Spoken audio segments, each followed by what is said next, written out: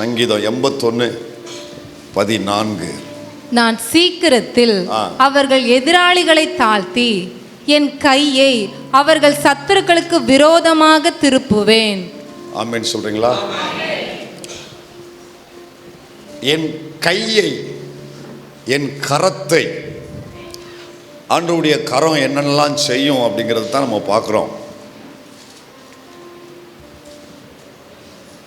கர்த்தருடைய கரம் ஒரு பிள்ளைக்காக என்னென்ன செய்யும்?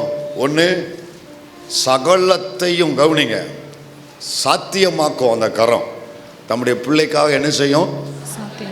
அசாத்தியங்களே சாத்தியமாக்கும். ரெண்டாவது, இந்த கரம் சகலத்தையும் தம் பிள்ளைகளுக்கு அருளி செய்யும். அப்புறம் இந்த கரம் தம் பிள்ளையின் மேலே அமரும். ஸோ அந்த கரம் அமர்ந்தா என்ன செய்யுங்கிறத நேற்று நம்ம கவனித்தோம் காலையில் துவாசம். அந்த கரம் அமருவது எதுக்காக அமருதுன்னா, ஒரு பிள்ளையை பயன்படுத்துறதுக்காக அமருது. யார் யார் மேலாம் அமர்ந்தது, யார் யாரெல்லாம் பயன்படுத்தினா, எப்படி பயன்படுத்தினா, என்ன மாதிரி பயன்படுத்தினாங்க நேற்று கவனித்தோம். இப்போ இந்த அருளி செய்கிற கரம் 3 காரியத்தை நமக்கு செய்யும் நான் சொன்னேன். கர்த்தருடைய கரம் நமக்கு அருளி செய்யும் பொழுது 3 காரியத்தை செய்யும். ஒன்று, சரீர தேவைகளை நமக்கு என்ன செய்யும்? அருளி செய்யும். இந்த பூமியில் நமக்கு வேண்டிய சரீர தேவைகள், குடும்ப தேவைகள், பொருளாதார தேவைகள், இம்மைக்குரிய தேவைகளை இந்த கரம் என்ன செய்யுமா? அருளி செய்யும். ரெண்டாவது, இந்த கரம் இந்த பூமியில் நமக்கு வேண்டிய பாதுகாப்பை கொடுக்கும். தனியாக நிற்கிறவங்களுக்கு, தனித்து வாழ்க்கையை வாழ்கிறவர்களுக்கு, எந்த துணையும் இல்லாமல் தனித்து டிராவல் பண்ணுகிற பிள்ளைகளுக்கு, எதிர்காலம் முழுவதும் வனாந்தரம் போல பயமாக இருக்காண்டவரே, கண்ணுக்கு எட்டுன தூரம் மணலை தவிர வேறு எதுவுமே எனக்கு என்ன செய்யலை தெரியலாண்டவரே, எல்லாமே இருட்டாக இருக்காண்டவரே அப்படின்னு சொல்லி நம்ம ஃப்யூச்சரை குறித்து பயந்துக்கிட்டு இருக்கிறோம் பாருங்க. எப்படி நான் தனியாக என் குடும்பத்தை நடத்துவேன், தனித்து என் பிள்ளைகளை கொண்டு போவேன், எப்படி இந்த வனாந்திரத்தில் நான் ட்ராவல் பண்ணுவேன். இந்த எஸ்ரா நெகேமியா எஸ்ரா அப்படித்தான் பயந்தார். அவர் ராஜாட்ட போய் விசுவாசத்தில் அதிகமாக வீரமாக வைராக்கியமாக பேசிட்டார். ஆனால் வழி பிரயாணத்துக்கு உதவி கேட்கறதுக்கு, பாதுகாப்பு கேட்க என்ன பண்ணாராம்? வெக்கப்பட்டேன்னார். ஏன்னா விசுவாசத்தில் பேசியாச்சு, திரும்ப போய் கேட்கலாம் முடியாது. அதனால் அவர் கேட்கல. பேசுனதா இருக்கட்டும், விசுவாசமாக இருக்கட்டும். அவங்ககிட்ட உதவி கேட்டால் உதவி கிடைக்கும். ஆனால் அந்த உதவிக்காக விசுவாசம் நான் குறைக்க விரும்பலை. அவங்களுடைய லாஜிக்கை பார்த்தீங்களா? அவங்களுடைய அந்த ஸ்டாண்டர்டை பார்த்தீங்களா? இதான் தேவ பிள்ளைகளே, என்னுடைய சரீர பிரகாரமான காரியங்கள் பாதிக்கப்பட்டாலும் பரவாயில்ல, எனக்குள்ள இருக்கிற விசுவாசம் பாதிக்கப்படக்கூடாது. நான் பேசின விசுவாச வார்த்தைகள் பாதிக்கப்படக்கூடாது. அந்த விசுவாச வார்த்தைகள் இருக்கு பாருங்க. விசுவாசத்தில் ஜெபிச்சது, விசுவாசத்தில் அறிக்கையிட்டது, விசுவாசத்தில் நாங்கள் பிரசங்கம் பண்ணுறதுக்கு பாருங்க. இதுக்காகவே சில காரியத்தை நம்ம தியாகம் பண்ண வேண்டியிருக்கு. தியாகம் பண்ணாமல் என்ன செய்ய முடியாது? பிரசங்கம் பண்ண முடியாது. அப்போது இந்த இடத்துல நான் போய் ராஜா விட்ட உதவி கேட்டால் எனக்கு அனுப்பி வைப்பார். இதை கொடுத்தவர் அதை கொடுக்க மாட்டாரா? கொடுப்பாரு. ஆனால் எனக்கு அது நல்லதில்லை, என் விசுவாசம் பாதிக்கப்படும். இப்போ கணக்கு போட்டு பார்க்க, விசுவாசமாக வழித்துணைக்கு வேண்டிய பாதுகாப்பா, விசுவாசமாக சரீர காரியங்களா, விசுவாசமாக உலக காரியங்களா? இல்லை, எனக்கு விசுவாசம்தான் முக்கியம். முடிவு எப்படி எடுக்கிறாங்க பார்த்தீங்களா? இப்படி தான் முடிவெடுக்கணும். சில இடங்களில் முடிவெடுக்க முடியாத இடங்களில் வச்சு பார்க்கணும். இதில் எது முக்கியம்? இதில் எது முக்கியம்? எது முக்கியம்? எதுக்கு ப்ரையாரிட்டி கொடுக்குறோம்? சில நேரங்களில் கேட்பாங்களா, தாய் வேணுமா பிள்ளை வேணுமா கேட்பாங்க தெரியுமா? இந்த டெலிவரி நேரத்தில், இக்கட்டான நேரம், முடிவெடுக்க முடியாத ஒரு சூழ்நிலை. தாய் வேணுமா பிள்ளை வேணுமா? ஏதாவது ஒரு உன்னைத்தான் பாதுகாக்க முடியும். முடிவு எடுக்கணும். ஒரு 2 நாள் டைம் கொடுக்குமா? அதான் முடியாது. இந்த முடிவெடுக்க எத்தனை நாள் டைம்? 2 நாள் 3 நாள் டைமா? இல்லை, அடுத்த நிமிஷத்துல, அடுத்த கேட்ட உடனே பதில் சொல்லணும். இதுக்கெல்லாம் அந்த மாதிரி தருணம் தான் எஸ்ராவுக்கு அந்த நேரம். கணக்கு போட்டு பார்க்க, எது முக்கியம்? எனக்கு விசுவாசம் தான் முக்கியம். அதனால் அவங்க வெக்கப்பட்டு போகலன்றேன். விசுவாசத்தின் நிமித்தம் பேசணும்ல, அந்த பேசுனது நிமித்தம் நீங்கள் வெக்கப்பட்டு போவதில்லை. எதனால் பேசுகிறோம்? விசுவாசத்தினால பேசுகிறோம். விசுவாசத்தினால பேசிட்டோம்னா, பேசுனதுனால வெக்கப்பட்டு போக மாட்டோம். அந்த எந்த தேவனை குறித்து பேசணுமோ அந்த தேவன் அங்கே வந்துடுவார் கரெக்டாக. நமக்கு வேண்டிய அந்த இடத்துல கடைசி மூச்சு போகிறதுக்கு முன்னால் வந்து நின்றுவார். அல்லேலூயா. அதனால அந்த கரம் நமக்கு பாதுகாப்பு அருளும். மூணாவது, அந்த கரம் சத்துருவின் மேல் தேவ பிள்ளைகளுக்கு ஒரு ஜெயத்தை கொடுக்கும். எப்படி கொடுக்கும்னா, இங்க சங்கீதக்காரன் சொல்றாரு, வாசிங்க 81:14. நான் சீக்கிரத்தில் அவர்கள் எதிராளிகளை தாழ்த்தி, கர்த்தர் சொல்றாரு, என் பிள்ளைகளுக்கு எதிராக இருக்குல்ல அவனுங்களெல்லாம் தாழ்த்தி என் கையை, என் கையை அவர்கள் சத்துருக்களுக்கு விரோதமாக திருப்புவேன். turn my hand. என் கையை திருப்புவேன். சொல்லுங்க, என் கையை திருப்புவேன். யாருக்கு எதிரா? சத்துருக்களுக்கு. எனக்கு எதிராக வருகிறவனுக்கு எதிராக அவர் கையை திருப்புவார். இப்போ இதுல ஒரு வார்த்தையை கவனிக்கணும். திருப்புவேன்னு என்ன அர்த்தம்? ஏற்கனவே அந்த காரம் வேற ஏதோ செஞ்சுக்கிட்டு இருக்கு. அந்த காரம் வேற ஏதோ செஞ்சுக்கிட்டு இருக்கு. இப்போ நான் இங்கே நீங்கள் ஒரு வேலை இப்படி திரும்பி பார்த்துக்கிட்டு இருக்கிறீங்க, இப்படி நின்றுக்கிட்டு இருக்கிறீங்க. ஒரு ஆள் கூப்பிடும்போது நான் திரும்பி பார்த்தேன்னு நீங்கள் சொல்கிறீங்க. திரும்பி பார்த்தேன்னு என்ன அர்த்தம்? அதுக்கு முன்னால் நீங்கள் வேற ஏதோ பண்ணிக்கிட்டு இருக்கீங்க இல்லையா? இப்போ ஆண்டவர் சொல்கிறாரு, எதிராளிக்கு விரோதமாக என் கையை திருப்புவேன் அப்படின்னா, அந்த ஏன் திருப்ப வேண்டிய அவசியம் என்னன்னா, அந்த கரம் வேற ஏதோ செஞ்சுக்கிட்டு இருந்துச்சு. வேற என்ன செஞ்சுச்சு? தம் பிள்ளைகளுக்கு சகலத்தையும் அருளி செய்து கொண்டிருந்தது. தம் பிள்ளைகளுக்கு பாதுகாப்பை கொடுத்து கொண்டிருந்தது. தன் பிள்ளைகளுக்கு அசாத்தியங்களை சாத்தியமாக்கி கொண்டிருந்தது. தன் பிள்ளைகளை ஆசீர்வதித்து கொண்டிருந்தது. தன் பிள்ளைகளை பாதுகாத்து கொண்டிருந்தது அவருடைய கரம். இப்போ தன் பிள்ளைகளை இப்படி கையை நீட்டி கர்த்தர் தம் ஜனத்தை ஆசீர்வதிக்கிறாரா? இப்படி ஆசீர்வதிக்கும் பொழுது திடீரென்று பார்த்தா, நல்லா கவனிங்க, சத்துரு இந்த பக்கம் தன் பிள்ளைக்கு விரோதமாக கூட்டம் கூடி திட்டம் பண்ணி முழு பலத்தையும் செலவழித்து அவன் என்ன பண்ணுகிறான்? தன் பிள்ளையை அழிக்கும்படி, தேவ ஜனத்தை அழிக்கும்படி, தேவ பிள்ளைகளை அழிக்கும்படி, சபையை பாழாக்கும்படி அங்கிருந்து ஓடி வரான். விரவாய் தீவிரமா வெள்ளம் போல வாரான் இருக்கு. நம்ம தான் எல்லாத்துலையும் லேட்டு. அவன் எல்லாத்துலேயும் இப்போ லேட்டாக வந்தவங்களாம் சொல்லலை. திரும்ப புலோவில் வர்ற வார்த்தைகளை படாருன்னு நம்மளை தான் சொல்கிறாரு நினச்சிடாது. எப்படிங்க செயலில் சொல்கிறேன், நம்ம வாழ்க்கையில் ஊழியத்தில் செயல்களில் சொல்கிறேன். அவன் வெள்ளம் போல வாரானா, அவன் வெள்ளம் போல சத்துரு வாரான். அப்படி வெள்ளம் போல கர்த்தர் பார்க்குறாரு. இந்த கரம் இப்படி ஆசீர்வதிக்குதா தம் பிள்ளைகளை? ஆசீர்வதிச்சுக்கிட்டே இருக்கும்போது ஒவ்வொருவருக்கும் ஒவ்வொரு காரியத்தை ஆண்டவர் செஞ்சுக்கிட்டே இருக்கிறாரு. திடீர்னு பார்த்தா இந்த பக்கம் சத்துரு விரோதமாக படையெடுத்து வாரான். இப்போ ஆசீர்வதிக்கிற கரத்தை இப்படி திருப்புறாரு. கவனிங்க, இங்க இருக்கிற வரைக்கும் இது ஆசீர்வதிக்கிற கரமா இருக்கும். ஆனா இப்படி திருப்பினார் வைங்களேன், இது ஆசீர்வதிக்கிற கரமாக அல்ல, எதிராக வருகிற அத்தனையும் வேரோடு அழிக்கிற கரமாய் மாறும். விரோதமாய் வருகிற அத்தனையும் வேரோடு கருவறுக்கிற கரமாய் மாறும். ஒரே கரம் இங்கே நீட்டப்பட்ட ஆசீர்வதிக்கும். அப்படி திருப்பப்பட்ட அத வார்த்தை திருப்புவேன்றாரு. அப்படின்னா வேற ஒரு வேலைக்காக அதை கொண்டு போறாரு. வேற ஒரு வேலைக்காக அதை கொண்டு போறாரு. சத்துருவுக்கு நேரம் இப்படி நீட்டி முதல்ல சொல்லுவாரு, இவரு இம்மட்டும் வா, 1 நம்பர் கொடி, இம்மட்டும் வா, மிஞ்சி வராது 1 நம்பர் கொடி, மிஞ்சி வராது. ஆனால் அவன் வேலை என்ன தெரியுமா? அவன் சொல்லோடிலாம் கேட்க மாட்டான். அவன் சொன்னோடிலாம் கேட்க மாட்டான். அவன் மிஞ்சி வராதுன்னா தொடருவே, பிடிப்பே, பங்கிடுவேம்மா. கொளுத்தவன் தொடருவேன், பிடிப்பேன். யாத்திராகமோ 15 வாசிதாயி, யாத்திராகம் 15 இருக்குல்ல, தொடருவேன் 9 10 9 வாசி.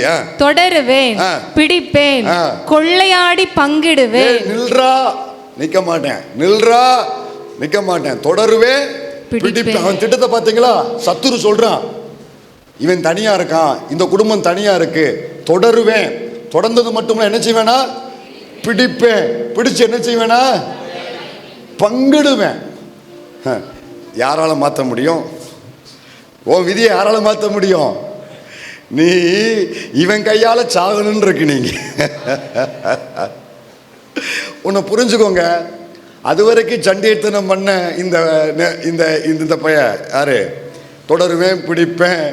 இந்த எகிப்தியன் மன்னன் இருக்கான் பாருங்க, அது வரைக்கும் சண்டைத்தனமான. எப்போ இஸ்ரவேல் ஜனங்களுக்கு விரோதமாக மாறினானோ அப்போவே அவனுக்கு அழிவு வந்துருச்சு.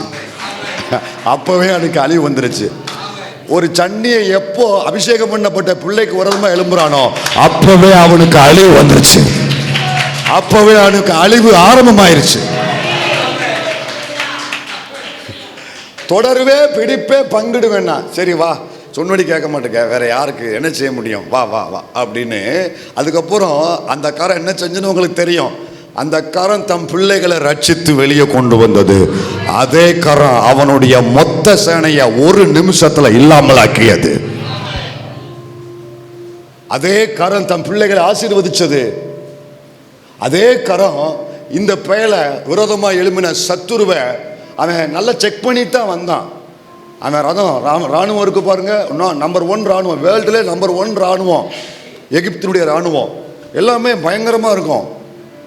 ராணுவம்லாம் சும்மா கண்ணை மூடி முழிக்கங்களையே அதி மின்னல் வேகத்தில் பாஸ் ஆகக்கூடிய ராணுவம். அவன் செக் பண்ணிட்டு தான் கிளம்பி வந்தான். அந்த உருளைகள் எல்லாத்தையும் செக் பண்ணிட்டு தான் வந்தான். ஆனால் வசனம் சொல்லுது உருளைகள் கலல செய்தாரு. கையை எங்க வச்சாரு பார்த்தீங்களா? கையை எங்க வச்சாரு பார்த்தீங்களா? 14 வரும். உருளைகள் கலல செய்தார். வாசிங்க பார்க்கலாம். அவர்களுடைய ரதங்களில் இருந்து வசனம் என்ன? 25 14 25 பாருங்க. அவர்களுடைய ரதங்களில் இருந்து உருளைகள் கலலவும். அவன் நல்லா டைட் பண்ணிட்டு தான் கிளம்புனா. ஆனா இங்க வந்த உடனே எல்லாம் கலர ஆரம்பிச்சு, ஸ்பேனர் போடாமே கலருது. ஏன்னா அவர் கையை திருப்பிட்டாரு பாருங்க. கையை திருப்பிட்டார் கர்த்தர், கையை திருப்பிட்டாரு பாருங்க. எல்லாம் டைட் ஆனதெல்லாம் லூஸ் ஆகுது. அவனுக்கு எல்லாமே லூஸ் ஆகுது. தன் பிள்ளைக்கு எல்லாமே டைட் ஆகி நல்ல ஸ்டாண்டர்ட் ஆகி ஒரு அஸ்திவாரத்தை தேவன் கொடுக்கிறார். இப்போ இந்த இடத்துல திருப்பின உடனே ஆண்டவர் கவனிங்க, ஆசீர்வதிக்கிற கரம் தன் பிள்ளைய எதிர்க்கிறவனுக்கு விரோதமாக அவனை அடிக்கிற கரமாய் மாறுகிறது. இது வேற எங்கெல்லாம் மாறுச்சு அப்படின்னா, இஸ்ரவேலர்களுக்கு விரோதமாக, இஸ்ரவேலர்களுக்கு ஆசீர்வாதமாக இருந்த உடன்படிக்கை பெட்டி பெலிஸ்தியர்கள் பிடிச்சு கொண்டு போயிட்டான். சொன்னபடி கேட்கல அவனும். அவன் பிடிச்சு கொண்டு போன உடனே இந்த உடன்படிக்கை பெட்டி இஸ்ரவேலர்கள் எல்லைக்குள் இருந்தா அவர்களுக்கு அது ஆசீர்வாதமா இருந்துச்சு. இதே உடன்படிக்கை பெட்டி பெலிஸ்தியருக்குள்ள போன உடனே வசனம் சொல்லுது, 1 சாமுவேல் 5:6 வாசிங்க. 5:6 வாசிங்க. 1 சாமுவேல் 5:6. அஸ்தோத் ஊராரை பாழாக்கும்படிக்கு கர்த்தருடைய கை அவர்கள் மேல் பாரமாய் இருந்தது. பாரம் தாங்க முடியல. கர்த்தருடைய கை அவங்க மேல எப்படி இருந்துச்சா? பாரமா இருந்தது. இந்த கை தம் ஜனங்கள் மேல எப்படி இருந்துச்சா? ஆசீர்வதிக்கிற கையா இருந்துச்சு. ஆனா இந்த கை பெலிஸ்தியர்களுக்கு விரோதமா எப்படி இருந்துச்சு? பாரமா இருந்துச்சு. ஏன் பாரமா இருந்ததுன்னா, தேவ ஜனங்களுக்கு உரிய அந்த உடன்படிக்கை பெட்டிய இவன் பிடிச்சிட்டு போயிட்டான். அந்த ஜனங்களுக்கு கர்த்தர் கொடுத்த பொக்கிஷம், அவர்களுக்கு தேவன் கொடுத்த ஆசீர்வாதம், அதை இவன் பிடிச்சிட்டு போனதுனால கர்த்தருடைய கை அங்க பாரமா இருந்தது. அதுல 11 வாசித்தீங்கன்னா 5:11 கடைசி பாருங்க. தேவனுடைய கை அங்கே மகா பாரமா இருந்தது. நேரம் ஆக ஆக சும்மா டன் கணக்கில் கூடிக்கிட்டே போகுது. முதல்ல பாருனாரு, இப்போ நேரம் ஆக ஆக இந்த பைய சொன்னபடி கேட்க மாட்டேங்க பாருங்க. அடுத்தடுத்து ஒன்று ஒன்றா பாரம் கூடுது. அடுத்த வசனம் சொல்லுது மகா பாரம், மகா பாரம். அடுத்த வசனம் வாசி. செத்து போகாதவர்கள் மூலவியாதினால் பாதிக்கப்பட்டதினால் எல்லா பயலுக்கும் பயில்ஸ். ஒருத்தனாலும் தரையில் உட்கார முடியல. நின்றுக்கிட்டு இருக்கான், நடமாடிக்கிட்டு இருக்கான், ஒரு மாதிரியா நடக்கிறான். அவனால ஒன்றும் வீட்டில் எல்லா பேருக்கும் வியாதி வந்துட்டு ஒருத்தனால அங்கே நிம்மதியாக இருக்க முடியல. கடைசியில் கண்டுபிடிச்சா ஒரு உண்மை தெரியுது, கர்த்தருடைய கை அங்கே பாரமாக இருக்கு. ஏன்னா கையை திருப்பி வச்சிருக்கிறாரு. கையை இந்த ஏசி இருக்குல்ல, இந்த காரில் ஏசி இருக்குல்ல, ஏசி அந்த ஒரே ஒவ்வொரு ஆப்ஷன் வித்தியாசமாக இருக்கும். அந்த ஒரே பட்டன் தான், அந்த ஒரே அந்த சூத்திர மாதிரி இருக்கும். சிலதெல்லாம் இங்கிட்டு திருப்புனா கூலிங் கூடிக்கிட்டே இருக்கும், இங்கிட்டு டேன் பண்ணால் கூலிங் கூடிக்கிட்டே இருக்கும். அப்படியே 22, 20, 14 கூலிங் அதையே இப்படி கூட்டி பாருங்க, என்ன உண்டாகும்? உள்ள சூடு உண்டாகும், இருக்க முடியாது, உள்ள ஃபுல்லாக ஹாட் ஆயிரும். அதே இதை இப்படி திருக்குனா கூலிங் வரும், இப்போ ஒரே பட்டணம் தான், இப்படி திருப்பினா உள்ள சூடு ஏறும். கையை நேர வச்சாருன்னா ஆசீர்வதிக்கும், கையை திருப்புனாருன்னா அங்க பாரமாக்கப்படும். கடைசியில் என்ன அவங்க பார்க்குறாங்க, நேரம் ஆக ஆக வியாதி கூடுது, பிரச்சனை கூடுது, அங்கே பயங்கரமான பாதிப்புகள் அதிகரிச்சுக்கிட்டு இருக்கு. கடைசியில் முடிவு எடுத்துட்டாங்க, ஆஹா இதுக்கு மேலே தாக்கு பிடிக்காதுன்னு சொல்லி அவங்களே ஒரு முடிவு எடுக்கிறாங்க. 6:8 வாசிங்க, அதுலேயே 6:8 வாசிங்க. 1 சாமுவேல் 6:8. பின்பு கர்த்தருடைய பெட்டியை எடுத்து அதை வண்டிலின் மேல் வைத்து நீங்கள் குற்ற நிவாரண காணிக்கையாக அவருக்கு செலுத்தும் பொன்னுருப்படிகளை அதன் பக்கத்தில் ஒரு சிறிய பெட்டியிலே வைத்து அதை அனுப்பி விடுங்கள். அதை அனுப்பி விடுங்க, அந்த வார்த்தை முக்கியம், எல்லாம் சொல்லுங்க, அனுப்பி விடுங்க. கவனிங்க, கர்த்தர் கை தேவ ஜனங்களுக்கு விரோதமாய் வந்த அந்த பெலிஸ்தனுக்கு விரோதமாக திருப்பப்பட்ட உடனே இவன் போய் கேட்கல, இவங்க போய் கிளைம் பண்ணல, ஆள் அனுப்பல, அவனே இதுக்கு மேல இங்க இருக்க வேண்டாம், இதை அனுப்பி வைக்கிறது நமக்கு நல்லது. தேவ பிள்ளையே, உங்களுக்குரிய ஆசீர்வாதம் வேற எவன் எல்லையாகிலும் வேற எவன் எல்லைகளாலும் பிடுங்கப்பட்டு இருக்குமானால், உங்கள்கிட்ட ஒரு ஆசீர்வாதத்தை சத்துரு எடுத்து அவனுடைய எல்லைக்குள்ள வச்சிருப்பான்னா ஒன்றும் இல்லை. ஆண்டவரே உங்க கையை திருப்புங்கன்னு ஒரு ஜெபத்தை பண்ணுங்க, அவன் அனுப்பி வைப்பான், அவனே அனுப்பி வைப்பான். நீ கேட்கல வேண்டாம், அவனே அனுப்பி வைப்பான், அவன் அனுப்பி வைப்பான். கை திருப்பப்பட்டால் தேவ பிள்ளைக்குரிய ஆசீர்வாதம் அனுப்பி வைக்கப்படும். இவங்கெல்லாம் கேட்கல, இவங்க போய் சண்டை போடல, யுத்தம் பண்ணல, இவங்க அத்தனை பேரும் தேவனுடைய சமூகத்தில் கிடக்குறாங்க. கர்த்தர் கை திருப்பப்பட்ட அது ஒரு வேலை தான் நடந்துச்சு, அவனே அனுப்பி வைக்கிறான். இந்த மாலை நேரத்தில் இந்த ஆலயத்தில் இந்த சபையில் இருக்கிற தேவ பிள்ளைகள் ஒருவேளை இப்போ வந்திருந்தாலோ அல்லது வராவிட்டாலோ உங்களுக்குரிய ஆசீர்வாதம் சத்துரு எங்கேயாகிலும் எடுத்து கொண்டு போய் மூளையில் வைத்திருப்பான் என்றால் நீங்க போய் கேட்கலாம் வேண்டாம். ஒரே ஒரு குறிப்புக்காக ஜெபிங்க, உங்க கரத்தை திருப்புங்க ஆண்டவரே, உங்க கரத்தை திருப்புங்க ஆண்டவரே, என்னை பாதுகாக்கும்படி ஆண்டவரே உங்க கரத்தை திருப்புங்க ஆண்டவரே, சத்துருவின் மேல ஜெயத்தை கொடுக்கும்படி உங்க கரத்தை திருப்புங்க ஆண்டவரே. கர்த்தர் அவர் தம் கரத்தை உங்க ஜெபத்தை கேட்டு தம் கரத்தை அப்படி லேசா திருப்புவாரா?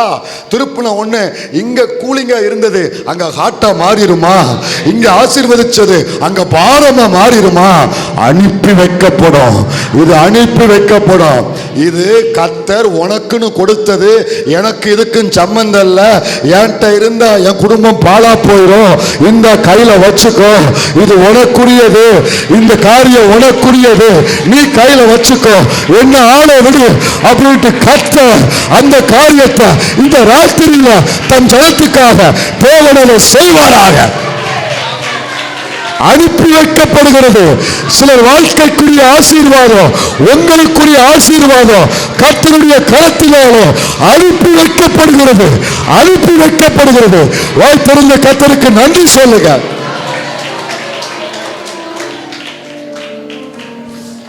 அனுப்பி வைக்கப்படுகிறது. உங்களுக்குரியது எவ்வளவு எல்லையில் இருந்தாலும் சரி அது அனுப்பி வைக்கப்படும். அல்லேலூயா. ஆபகுக்கு 3வது அதிகாரம் 4வது வசனம். அவருடைய பிரகாசம் சூரியனை போல் இருந்தது, அவருடைய கரத்தில் இருந்து கிரணங்கள் வீசின. என்னைக்காவது வாசிருக்கீங்களா? அவருடைய கரத்திலிருந்து கிரணங்கள் வீசின. அது ஒழுங்கா நல்ல தமிழ்ல சொல்லுங்க எல்லாரும். கிரணங்கள் சொல்லுங்க. கிரணங்கள் வீசின. அவர் கரத்துல என்ன வீசுச்சு? கிரணங்கள். கிரணங்கள் ஆங்கிலத்தில் ரேஸ், கதிர்கள், கதிர்வீச்சுக்கள். ஆண்டவருடைய கரம் கவனிங்க, தம் பிள்ளைகளை சத்துருக்கள் கரத்திலிருந்து விடுவிக்கிற கரம், பாதுகாக்கிற கரம். இங்க கர்த்தர் தம் கரத்தை திடீர் நீட்டுறாரு. நீட்டப்பட்ட கரத்திலிருந்து கிரணங்கள் புறப்படுது, ஒளி கதிர்கள் புறப்படுது, ரேஸ் புறப்படுது. அந்த கரத்தை லேசாக உங்களுக்கு கொஞ்சம் காமிக்கிறேன் கவனிங்க. நம்ம இந்த கரத்தில் ஒரு 5 கடுவை கூட மறைச்சு வைக்க முடியாது, ஏன்னா இத்தனை ஓட்டம் இருக்கு பாருங்க, ஒளிவிட்டு வந்துடும். ஆனால் அவர் கரத்தில் யோபு சொல்றாரு, யோபுடைய புஸ்தகத்தில் வாசிக்கிறோம், அந்த மின்னல்களை அவர் கைக்குள்ள வச்சிருக்காராம். 36ல 36ல 32 வாசிங்க, 36 32 வாசிங்க. அவர் மின்னலின் ஒளியை தமது கைக்குள்ளே மூடி அது இன்னின்னதை அடிக்க வேண்டும் என்று கட்டளையிடுகிறார். ஆமென் சொல்றீங்களா? அந்த மின்னல் ஒளி இருக்கு பாருங்க, லைட். இது வந்து சவுண்ட் இல்லை, இது வந்து லைட். அந்த மின்னல் ஒளியை நம்மளால் பார்க்க முடியல, பார்த்துருங்களா? பார்த்தா கண்ணு குருடா போயிடும், பார்த்தீங்களா? அந்த ஒளியை நம்மளால் கொஞ்சம் ஒரு சின்ன லைட்டு, அது 50 வாட்ஸாக இருக்கும். இதை யாராவது பார்க்க முடியுமா? அந்த லைட்டை உங்களால் பார்க்க முடியுமா? ஒரு நிமிஷம் பார்க்க முடியுமா? தனக்கு இது வந்து பெரிய மெர்க்குரிலாம் கிடையாது, சாதாரண எல்இடி தான். ஒரு நிமிஷம் யாராவது பாருங்கள், கொஞ்சம் எட்டி பாருங்கள். அதை அந்த லைட்டை பாருங்க, முடியல பார்த்தீங்களா? கண்ணு வலிக்கு பார்த்தீங்களா? கூசுது பார்த்தீங்களா? பார்க்க முடியல பார்த்தீங்களா? இதெல்லாம் இதை விட கோடி மடங்கு அதிகம் மின்னல் ஒளி. அந்த மின்னல் ஒளியை நம்மளால் பார்க்கவே முடியாது, சாம்பலாக போயிடுவோம். ஆனால் இப்படிப்பட்ட ஒளியை கர்த்தர் எங்கே வச்சிருக்கிறாரா? வாசி மறுபடியும். அவர் மின்னலின் ஒளியை தமது கைக்குள்ளே மூடி, அப்படியே கைக்குள்ள போட்டு மூடி வச்சிருக்காரு. கைக்குள்ள மூடி அது இன்னின்னதை அடிக்க வேண்டும் என்று. நீங்க இந்த பால் போடுவீங்க பாருங்க, அப்படி பால் போடுற மாதிரி அந்த மின்னல் ஒளியை இந்த கோவில் போட்டில் தெற்கு திட்டத்துக்குள்ள போய் அடி, இந்த கோவில் போட்டில் இந்த கழுகுமலையில் போய் அடி, இந்த குறுமலையில் போய் அடி அப்படின்னு சொல்லி எங்கே எந்த ஏரியாவில் திடீர்னு விழுது பார்த்தீங்களா? இடி விழுந்துச்சுடான் ரொம்ப இல்லைங்க. அப்போ அந்நேரம் அவர் கையிலேருந்து லேசாக பாஸ் ஆகி வந்திருக்கு, அவ்வளோதான். அவர் கைக்குள்ள மின்னலின் ஒளிய. நான் என்ன சொல்ல வாரேன்னா, அவ்வளோ பெரிய உலகமே தாங்காது ஒரு மின்னலை மொத்த பூமியும் தாங்காது. ஆனால் எத்தனையோ மின்னல்கள் இப்போ வரைக்கும் அந்த மின்னல் ஒளிகள் பூமியில் விழுந்துக்கிட்டு இருக்கு, இன்னும் இருக்குது இல்லையா? அந்த மொத்த ஒளியையும் ஒத்த கையில் பொத்தி வச்சிருக்கிறார்னா நம்ம ஆராதிக்கிற அந்த தேவன் எவ்வளவு மகிமையுள்ள பயங்கரமான தேவன், எவ்வளவு பயங்கரமான தேவன். இப்ப ஆபகுக்கு தரிசனத்துல ஒண்ணு கிடைக்குது. அந்த தேவன் தம்முடைய கரத்தை நீட்டுறாரு. கரத்தை நீட்டினா அதுல இருந்து கிரணங்கள் புறப்படுது. சருன்னு நாலா பக்கமும் கிரணங்கள் புறப்படுது. ஆபகு பார்க்கிறாரு, இந்த கிரணங்கள் எதுக்கு ஆண்டவரே புறப்படுது? இந்த கிரணங்கள் நம்முடைய கையிலிருந்து எதுக்கு புறப்படுது அப்படின்னு உடனே இது ஏன் புறப்பட்டுச்சு, அங்க என்ன காரியத்துக்காக புறப்பட்டுச்சுன்னா, தம்முடைய பிள்ளைகளுக்கு அங்க 2 பிரச்சனை இருக்கு. தேவனுடைய ஜனத்துக்கு அங்க 2 பிரச்சனை வந்து குறுக்க நிக்கி. அதுக்கு கீழே 6ஆம் வசனத்தை வாசிங்க. அவர் நின்று பூமியை அளந்தார், அவர் பார்த்து புறஜாதிகளை கரைய பண்ணினார். பூர்வ பர்வதங்கள் நம்பர் 1. அடுத்து சிதறடிக்கப்பட்டது. என்றுமுள்ள மலைகள். நம்பர் 1 பூர்வ பர்வதங்கள். நம்பர் 2 என்றுமுள்ள மலைகள். இன்னொரு சொல்லுங்க. நம்பர் 1 பூர்வ பர்வதங்கள், இன்னொன்னு என்றுமுள்ள மலைகள். இந்த 2ம் குறுக்க வந்து நிக்கி. இஸ்ரவேல் ஜனங்களுக்கு முன்பதாக குறுக்க வந்து நிக்கி. உன்னை விட மாட்டேன், நீ கடந்து போக உன்னை விட மாட்டேன், உன் ஓட்டத்தை ஓட நான் விட மாட்டேன், நீ விடுதலையாக உன்னை விட மாட்டேன் அப்படின்னு இஸ்ரவேல் ஜனங்களுக்கு விரோதமாக, தேவ பிள்ளைகளுக்கு விரோதமாக என்றுமுள்ள மலைகள், பூர்வத்தில் உள்ள, கவனிங்க, பூர்வத்தில் இருந்த பர்வதங்கள், என்றுமுள்ள மலைகள். எத்தனை வருஷமோ, பல வருஷமா, பூர்வ காலம் முதல் இந்த பர்வதம் அந்த ஜனங்களுக்கு குறுக்க வந்து நிக்கி. பல நாட்களாக என்றைக்கு என்னை யாரும் அசைக்க முடியாது. நான் மலை, நான் பர்வதம், நான் உன் தாத்தா காலத்திலிருந்து உன் குடும்பத்துக்கு விரோதமாக நிற்கிறேன், உன் பாட்டி காலத்தில் உன் குடும்பத்துக்கு விரோதமாக நிற்கிறேன், 4 தலைமுறையாக உன் குடும்பத்துக்கு விரோதமாக நிற்கிறேன். அதான் பூர்வத்தில் உள்ள பர்வதம். தாத்தாவுக்கு தாத்தா, தாத்தாவுக்கு அப்பா, உங்க சந்ததி முதல் 4 சந்ததிக்கு மேல உங்களுக்கு விரோதமா ஒரு பர்வதம் வந்து நிக்கி. பர்வதம் உங்களுக்கு மட்டும் நின்னா அது பர்வதம், சந்ததியா நின்னா அது பூர்வ பர்வதம்.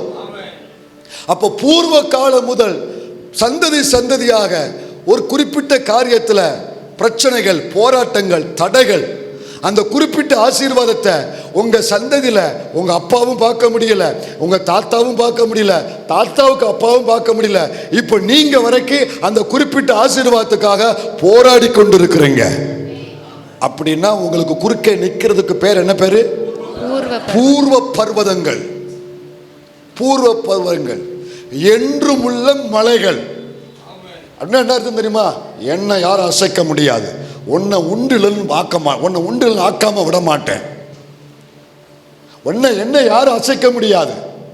மாம்ச பலம் தேவ பிள்ளைகளுக்கு எதிராக வந்து நிற்குது. ஒரு பக்கம் பூர்வ பர்வதம் சவால்கள் உங்களுக்கு பெரிய தடையா இருக்கு. ஒரு பக்கம் அந்த மலைகள், என்றும் உள்ள மலைகள், அசையவே மாட்டேன், அவனை ஜெயிச்சேன் அதே மாதிரி ஒன்னையும் ஜெயிப்பேன்னு வந்து நிக்கி. அவனை அடிச்சேன், அவனை பாழாக்குனேன், அதே மாதிரி உன் தொழிலையும் பாழாக்குவேன்னு வந்து நிக்கி. என்றும் உள்ள மலைகள். இது வந்து தேவ பிள்ளைகளை தொடர்ந்து போக விடாதபடி, தேவ சபை தரிசனத்தை நோக்கி ஓட விடாதபடி, ஊழியத்தை நோக்கி ஓட விடாதபடி, நம்முடைய வேகத்தை தடுக்க, நம்முடைய விசுவாசத்தை தடுக்க, நம்முடைய ஓட்டத்தை தடுக்க, நம்முடைய ஜபத்தை தடுக்க, நமக்கு இருக்கிற ஆசீர்வாதங்கள் வாக்குத்தத்தங்களை தடுப்பதற்காக இந்த மலைகளும் இந்த பர்வதங்களும் குறுக்க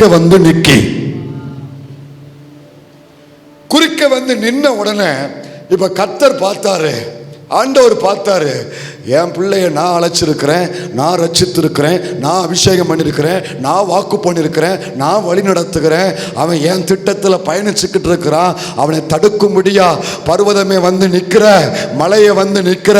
கர்த்தர் ஒன்றும் செய்யலை, தூதனை அனுப்பலை, எந்த காரியத்தையும் கர்த்தர் ஒன்றுமே செய்யலை. உட்கார்ந்த இடத்துலயே கையை மட்டும் நீட்டினாரு. கிரணங்கள் புறப்பட்டு வந்தது.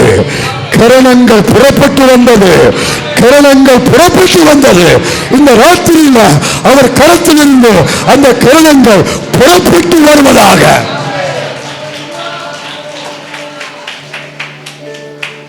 புறப்பட்டு வந்த கிரணங்கள் என்ன செஞ்சுச்சு தெரியுமா? மறுபடியும் அந்த 6ஆம் வசனத்தை வாசிங்க. அவர் நின்று பூமியை அளந்தார், அவர் பார்த்து புறஜாதிகளை கரைய பண்ணினார், பூர்வ பர்வதங்கள் சிதறடிக்கப்பட்டது. பூர்வ பர்வதம் தலைமுறையா உன்னை தடுத்து கொண்டிருக்கிற பர்வதம், 3-4 தலைமுறையா ஆசீர்வாதத்தை தடுக்கிற பர்வதம் சிதறடிக்கப்படுகிறது. இயேசுவின் நாமத்தில் இந்த ராத்திரி வேளையில இந்த பிள்ளைகளுக்கு குறுக்க நிற்கிற அந்த பர்வதம் சிதறடிக்கப்படுகிறது.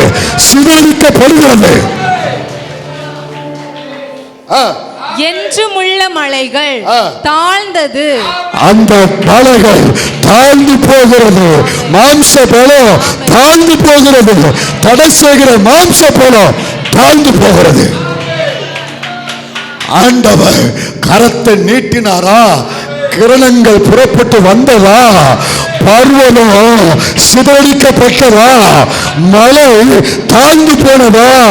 அன்றைக்கு மட்டுமல்ல, இதை உண்மையை விசுவாசிக்கிற இங்க இருக்கிற பிள்ளைகள் வாழ்க்கையில, சிலர் வாழ்க்கையில அந்த பர்வதம் சிதறடிக்கப்படுவதாக, அந்த மலைகள் தாழ்ந்து போவதாக. ரைட் நவ் இயேசுவின் நாமத்தில் கர்த்தருடைய கரத்தினாலே இப்பொழுது பர்வதம் சிதறடிக்கப்படுவதாக, மலைகள் தாழ்ந்து போவதாக.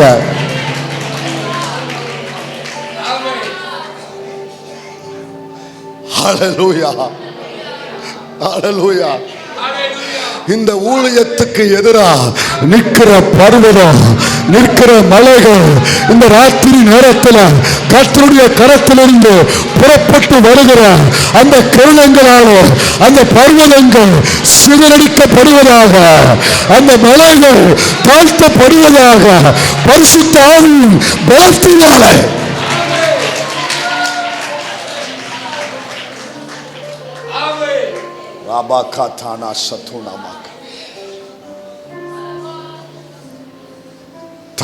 தலைமுறையா ஜனங்களை தடை பண்ணி வைத்திருக்கிற அந்த பர்வதம் இந்த நிமிஷத்திலேயே கர்த்தருடைய கரத்திலிருந்து புறப்படுகிற அந்த கிரணங்களால அது சிதறடிக்கப்பட்டு போவதாக, இயேசுவின் நாமத்தில் அப்படியே ஆவதாக. ஹல்லேலூயா. கிரணங்கள் புறப்பட்டுச்சு. உங்களுக்காக கர்த்தருடைய கரத்திலிருந்து கிரணங்கள் புறப்பட்டுருச்சு. அவருடைய வல்லமை புறப்பட்டுருச்சு, அவர் பராக்கிரமம் புறப்பட்டுருச்சு. உங்களுக்காக கர்த்தருடைய கருணங்கள் புறப்பட்டுருச்சு. சிலர் சரீரத்தில் இருக்கிற வியாதி, சிலர் சரீரத்தில் இருக்கிற நீங்காத வியாதி இயேசுவின் நாமத்தினால, அவர் கருணத்தினால அந்த வியாதி முற்றுப்புள்ளி வைக்கப்படுவதாக, அந்த வியாதி வெளியேறுவதாக.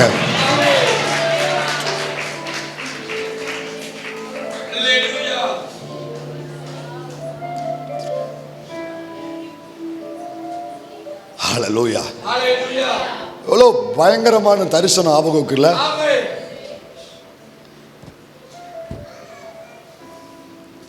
ஒரு பிரேக் துரு உண்டாகுது, ஒரு பிரேக் துரு, ஒரு திருப்பு முனைய கர்த்தர் கொடுக்கிறாரு, ஒரு திருப்பு முனைய கொடுக்கிறாரு.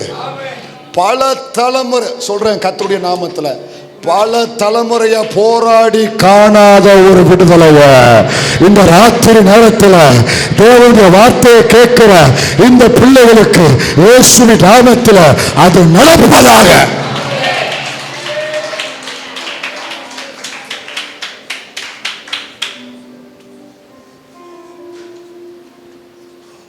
வந்த உடனே அடுத்து 2 காரியத்தை கர்த்தர் செஞ்சாரு. கவனிங்க, இதெல்லாம் அப்படியே மனசுல வச்சுக்கிடணும்னே. ஜபத்தில் உட்காந்து நீங்கள் கேட்கணும், உங்களுடைய கரத்திலிருந்து கிரணங்கள் புறப்படுற்ற ஆண்டவரே. என் குடும்பம் படுற பாடு உமக்கு தெரியும். எத்தனை தலைமுறையை நான் இந்த பாடுபட்டுக்கிட்டு இருக்கேன், எத்தனை தலைமுறை நாங்கள் இந்த வேதனையில் இருக்கிறோம். ஆண்டவரே, ஆபகு கண்டது போல இந்த ராத்திரியில், இந்த பகல் நீங்கள் ஜெபிக்கிற நேரத்தில் சொல்லுங்க, ஆண்டவரே இந்த பகலில், இந்த காலையில், இந்த மாலையில், இந்த ராத்திரியில் உங்கள் கையிலிருந்து கரணங்கள் புறப்பட்டு வரட்டும் ஆண்டவரே, புறப்பட்டு வரட்டும் ஆண்டவரே. எனக்கு தலைமுறை தலைமுறையா தடை செய்கிற அந்த பர்வதத்தை சிதறடிங்க ஆண்டவரே, அந்த மலையை முற்றிலும் தாழ்த்து போடுங்க ஆண்டவரே.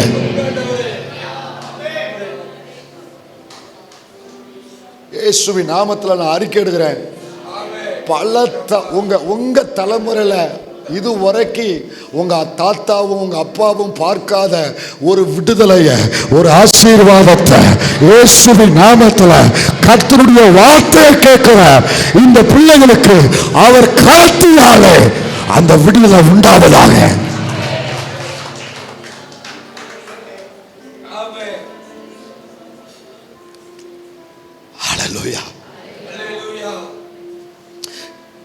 இந்த சம்பவம் நடந்த உடனே அடுத்து கர்த்தர் இன்னும் ஒரு வேலையை செய்கிறாரு.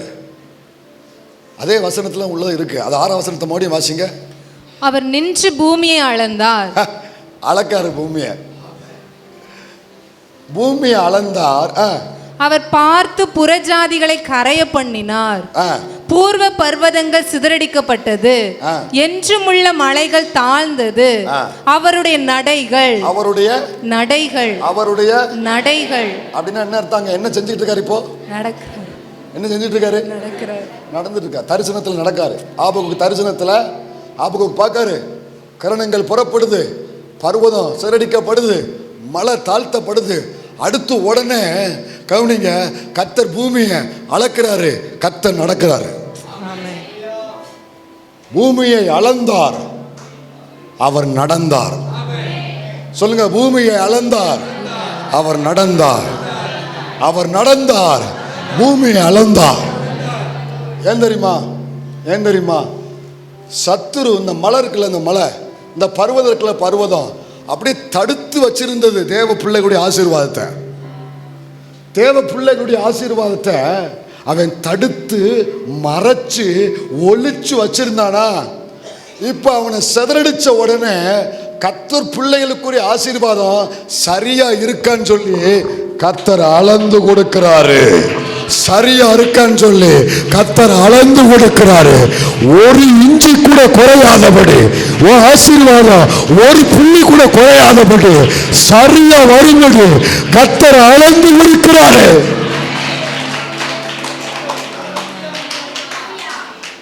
ரெண்டாவது, பல தலைமுறையா அவன் அங்க பென்சிங் போட்டு வச்சுட்டான். அங்க எப்படி போகணும்னு உனக்கு தெரியல. இப்ப கர்த்தர் நடந்து காமிக்கிறாரு. இதுதான் பாதை, இதுதான் வழி. உன் ஆசீர்வாதத்துக்கும், உன் சுதந்திரத்துக்கும், உன் தரிசனத்துக்கும் இதுதான் பாதை. கர்த்தர் பாதை போட்டு காமிக்கிறாரு. கர்த்தர் பாலம் போட்டு காமிக்கிறாரு. கர்த்தர் வழியை திறக்கிறாரு. இந்த ராத்திரியில தேவ பிள்ளைகளுக்கு பாதைகள் திறக்கப்படுவதாக, ஆவிய நிறைந்து அல்லேலூயா. கர்த்தரை துதிக்க பார்க்கலாம்.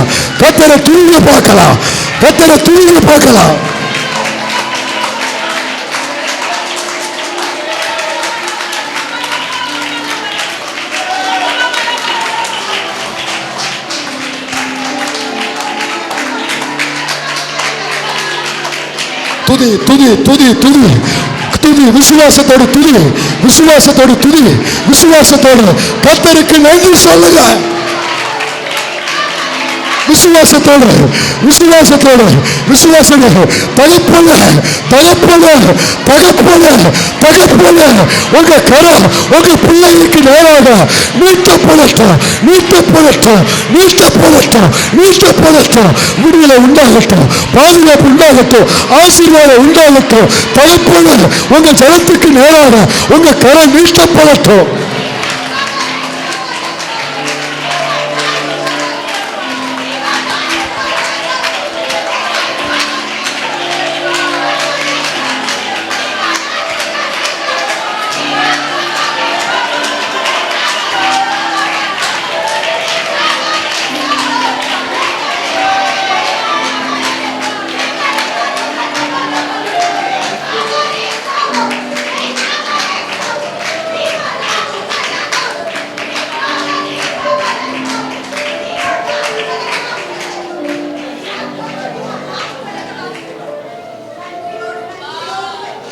பல வருஷமா உன் ஆசீர்வாதம் உனக்கே தெரியல.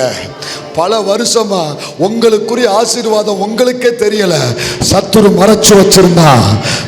அதை மறைச்சு வச்சிருந்தா அதுக்கு எப்படி போகணும்னு பாதையும் தெரியல. சத்துரு எல்லாத்தையும் வேலி போட்டு முள்ளு முளைச்சு பாதை தெரியாத அளவுக்கு போயிட்டு ஆண்டவர் மலையை நொறுக்கிட்டு பர்வதத்தை நொறுக்கிட்டு இதோட விட்டா மட்டும் போதாதுல, ஆப்ரேஷன் பண்ண அறுத்தா மட்டும் போதாதில்ல, திரும்ப தச்சு விடணும்ல. அதே மாதிரி கர்த்தர் 2 காரியத்தை செஞ்சாரு. டேய் தேவ பிள்ளைய, டேய் உனக்குரிய ஆசீர்வாதம் இந்த பர்வதத்துக்கு அங்கிட்டு தாண்டா இருக்கு, இந்த மலைக்கு அங்கிட்டு தாண்டா இருக்கு. அந்த பெயர் நான் உன் தலைமுறையா அதை நீ பார்க்க விடாதபடி அவன் தடுத்து வச்சிருக்கான், அவன் மறைச்சு வச்சிருக்கிறான். என்னுடைய கரத்தின் வல்லமையினால பர்வதங்கள் நொறுக்கப்பட்டது, மலை தாழ்த்தப்பட்டது. இப்போ ஆசீர்வாதம் தெரிய ஆரம்பிச்சுட்டு இப்போ கர்த்தர் சொல்ற கொஞ்சம் போரு, உனக்குன்னு நான் கொடுத்தேன்ல அது சரியா இருக்கான்னு நான் அளந்து பார்க்க, அளந்து உனக்கு தார. 1 இன்ச்சு கூட குறைய விட மாட்டாரு, 1 இன்ச்சு கூட குறைய விட மாட்டாரு.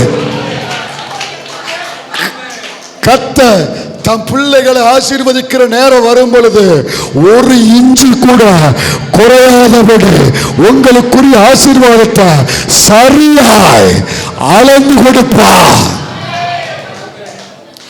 அதுக்கு எப்படி போகணும்னா என்ன ஃபாலோ பண்ணி வாடா. பாதை இல்லைன்னு நினைக்கிறையா? நான் நடப்பேன், பாதை உண்டாகும். நான் நடப்பேன், பாதை உண்டாகும். இதுக்கு முன்னால உங்க தாத்தா முயற்சி பண்ணாரு, பாதை மறுபடியும் அடைச்சு போட்டான். உங்க அப்பா முயற்சி பண்ணாரு, மறுபடியும் அதில் முள்ளு முளைச்சு பாதை இல்லாமல் போயிடுச்சு.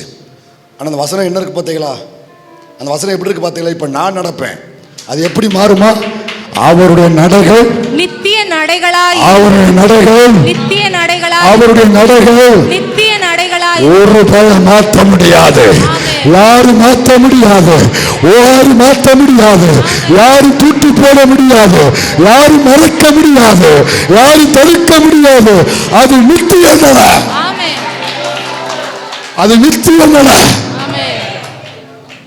நான் நடப்பேன், அதுக்கப்புறம் ஒருத்தர் அந்த நடையை மாற்ற முடியாது, அந்த தடையை மாற்ற முடியாது. அது நித்திய நடையா இருக்கும். அப்படின்னு என்ன தெரியுமா? உங்க இங்க இருக்கிற உங்களை சொல்றேன், உங்க தலைமுறையில தேவன் கொடுக்கிற விடுதலை இருக்குல்ல, ஆசீர்வாதம் இருக்குல்ல, உங்களோட முடியாது, உங்களோட முடியாது.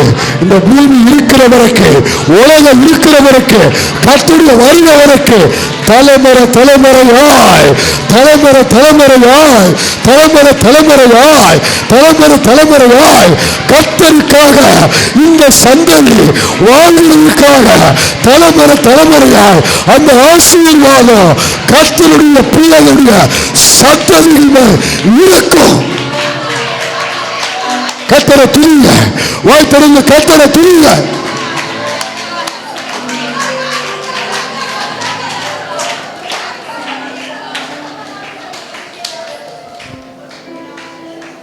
உனக்கு கொடுத்து உன்னோடு உங்களோடு இந்த ஆசீர்வாதத்தை அனுபவிச்சுட்டு போக விட மாட்டாரு ஆண்டவர். இந்த உங்கள் தலைமுறையில் கொடுக்கிற இந்த விடுதலை இருக்கு பாருங்க, இந்த ஆசீர்வாதம் இருக்கு பாருங்க, இந்த வாக்குத்தத்தத்தின் சுதந்திரம் இருக்கு பாருங்க, தொடர்ந்துகிட்டே இருக்கும்.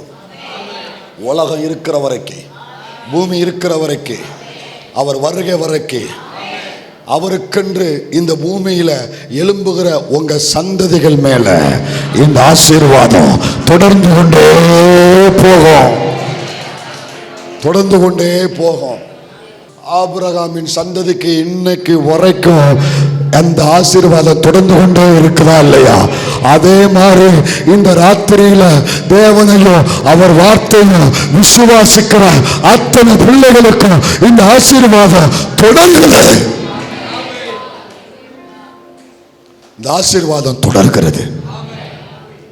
அல்லேலூயா. இந்த ராத்திரி நேரம் கர்த்தரின் கரத்தினால ஒரு ஜெயம் எடுக்கிற ஒரு நேரம், ஒரு ஜெயம் எடுக்கிற நேரம், சத்துருவை ஜெயிக்கிற ஒரு நேரம். கர்த்தரின் கரத்தினால இதுவரைக்கும் பார்க்காத சில விடுதலையை பார்க்கிற ஒரு நேரம்.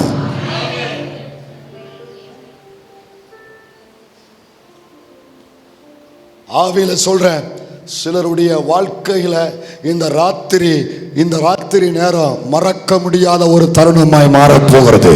இது ஒரு பிரேக் த்ரூ மாறப்போகிறது. இந்த ராத்திரி ஒரு பெரிய திருப்பு முனையாக உங்க வாழ்க்கையில இருக்க போகிறது. கர்த்தருடைய கரம் உங்களுக்கு நேராக நீட்டப்படுகிறது, விரோதமான சத்துருவுக்கு விரோதமாக திருப்பப்படுகிறது. இந்த ராத்திரியில இந்த ஆசீர்வாதங்களை நீங்கள் உங்க தலைமுறையில் பார்க்க போகிறது கர்த்தருடைய கரத்தினாலே.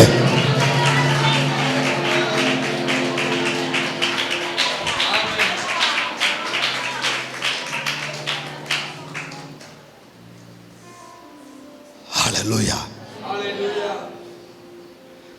இதெல்லாம் செய்யறதுக்கு தான் ஆண்டவர் இந்த காரியங்கள்லாம் செஞ்சார். அளந்து கொடுத்து நடைகளை கொடுத்துட்டு, இப்போ நீ என் வாழ்க்கை என் வழிகளில் நட, இப்போ என் வேலையை செய், இப்போ என் ஊழியத்தை செய், இப்போ என் விசுவாச பாதையை பின்தொடர்ந்து வா, இப்போ என் சத்தியத்தை கடைபிடிச்சு வா, இப்போ என்னை தொடர்ந்து வா.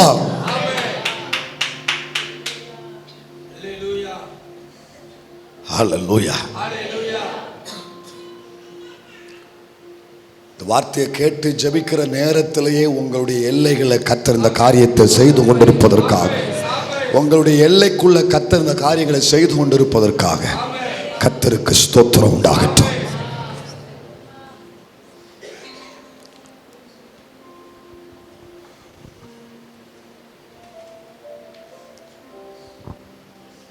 இப்போ இந்த கரம்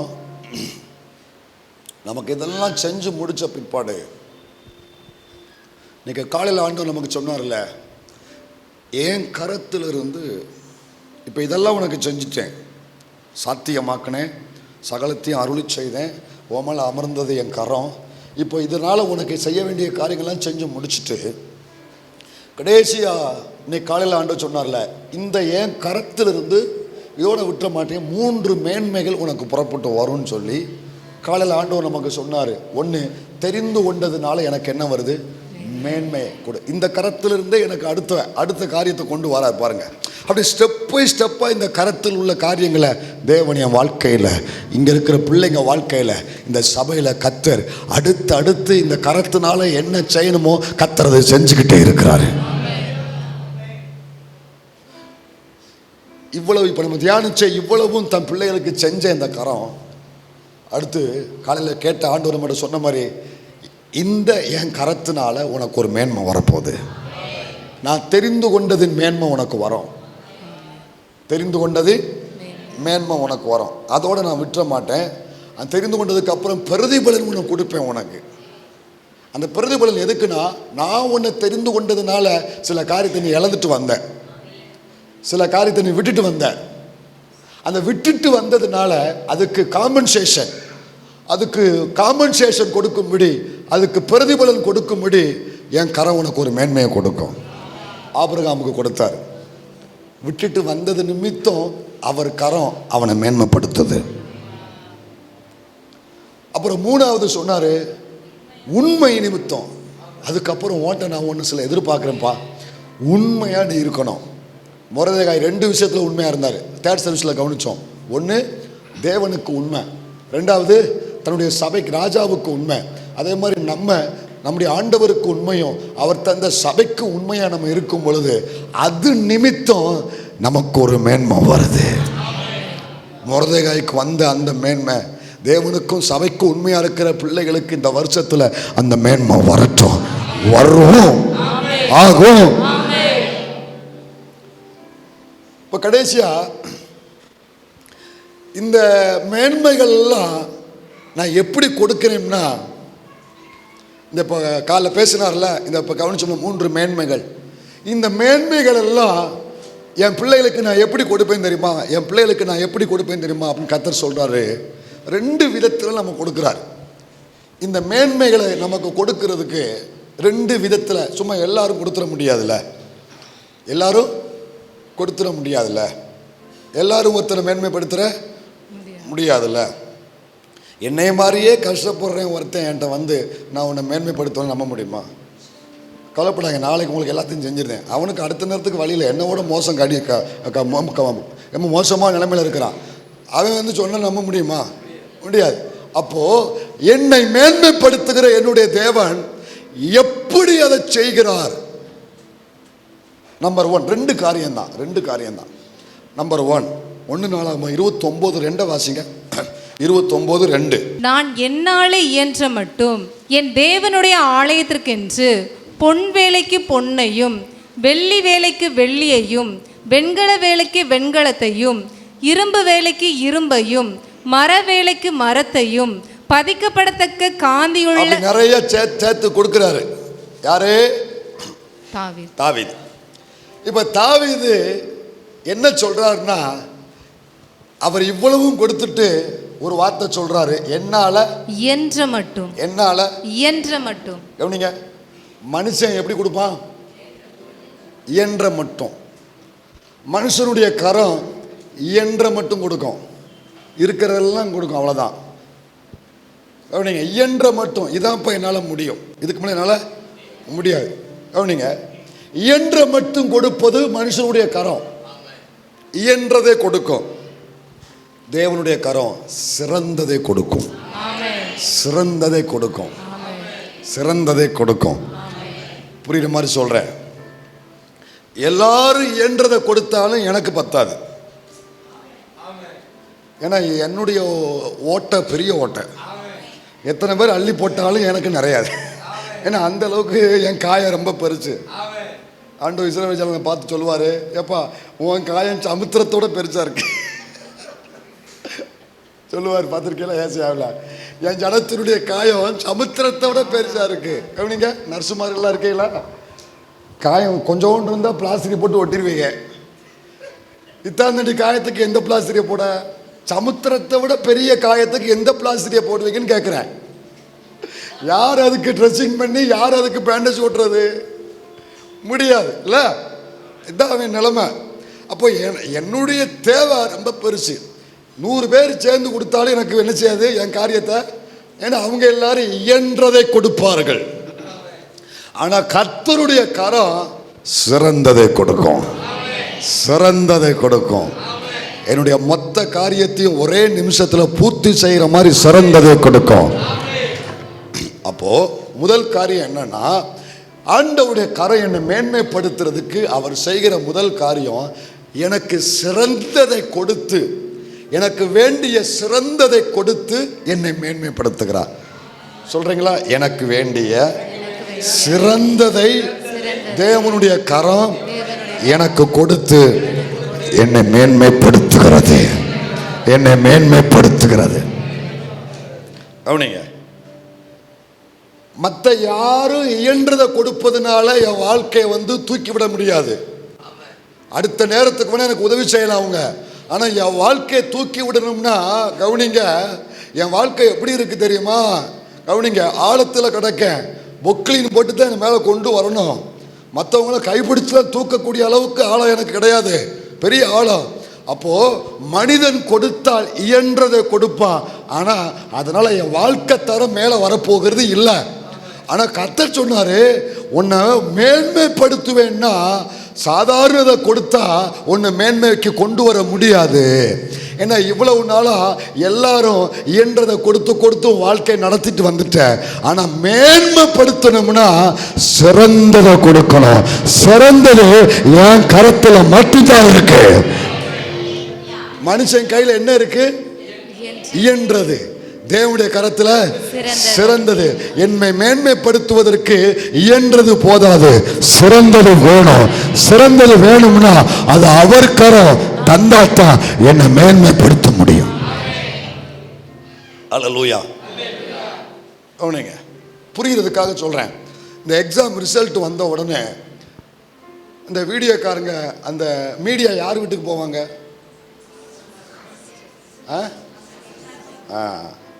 ஃபஸ்ட்டு மார்க் யாரோ, எல்லாரும் வாங்கின மார்க்கே வாங்கின, இந்த என் வீட்டுக்கு வாங்க, நானும் வாங்கியிருக்கேன் அப்போ நீங்கள் கூப்பிட்டா வராது இல்லை?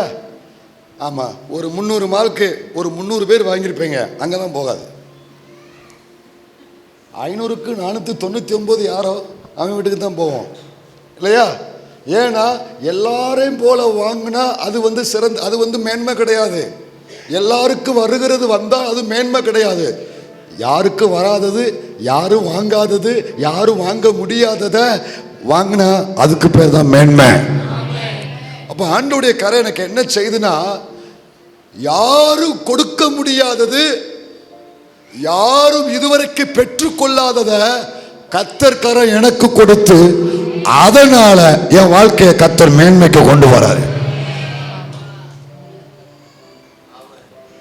அப்போ என் வாழ்க்கையை மேன்மைப்படுத்தக்கூடிய அந்த சிறந்தது இருக்கு பாருங்க, அது யார்கிட்ட மட்டும்தான் இருக்கு? தேவனுடைய கரத்துல மட்டும்தான் இருக்கு. நீங்க படிக்கிற உங்க படிப்புல உங்களை சிறந்தவர்களா, உங்களை மேன்மைப்படுத்த வேண்டிய சிறந்தது அவர் கரத்துல இருக்கு. நீங்க வேலை செய்றீங்களே, அந்த வேலையில உங்களை மேன்மைப்படுத்துவதற்கு வேண்டிய சிறந்தது அவர் கையில் இருக்குது.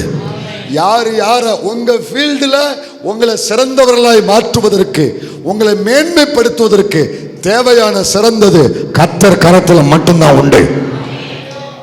இப்போ புரியுதா? என்னை மேன்மைப்படுத்துறது கர்த்தர் எனக்கு என்ன தராரு?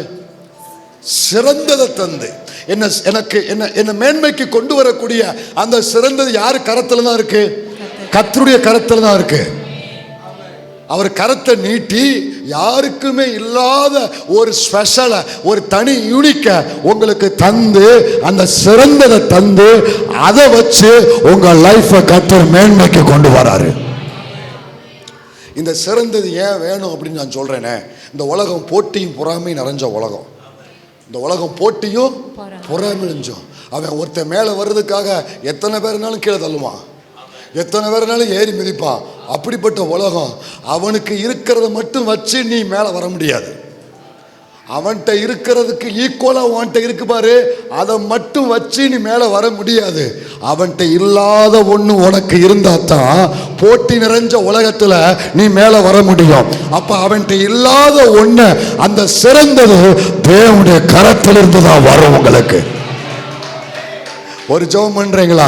ஆண்டவரே, என்னை சுத்தி இருக்கிற மனிதரிடத்துல, என் கூட வேலை பார்க்கிற இடத்துல, என் சொந்த பந்தங்கள் மத்தியில அவர்களை எனக்கு விரோதமாய் போட்டி பொறாமையில நிற்கிற அவர்களிடத்துல இல்லாத ஒரு சிறந்தது உம்முடைய கரத்தில் இருக்கு.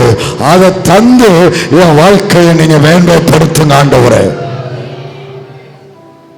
இப்போ இதுல இன்னும் ஒரு காரியம், அவர் கையில 1 2 இல்ல. தாவீது சொல்றாரு, உம்முடைய கையில வல்லமை இருக்கு, மாட்சிமை இருக்கு, நிறைய இருக்கு. வாசிங்க பார்க்கலாம் அதே வசனத்தை 29 நாளாகமோ 29 11 12 வாசிங்க.